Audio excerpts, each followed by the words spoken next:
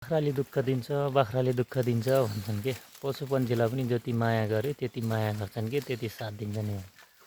अब कसैले बाख्रा चराउन लग्यो भने दगुडेर सताएर हैरान पार्छन् होला। मेरो चाहिँ यस्तो छ, किन सताउँछ, किन दुःख दिन्छ। अलिअलि उनीहरूलाई माया पनि गर्नुपर्छ के।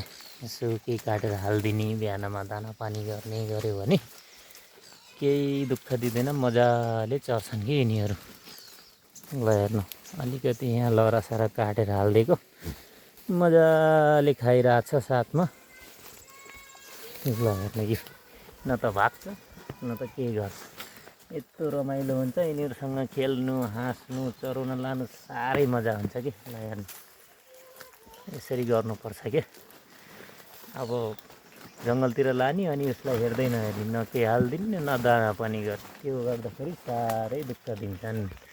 दुःख दिने भए त हामीहरूलाई दुःख दिन्थ्यो होला नि। ल हेर, अलिकति यहाँ काँडा साँडा लहरा काटेर हालिदिएको मजाले चर्या छ।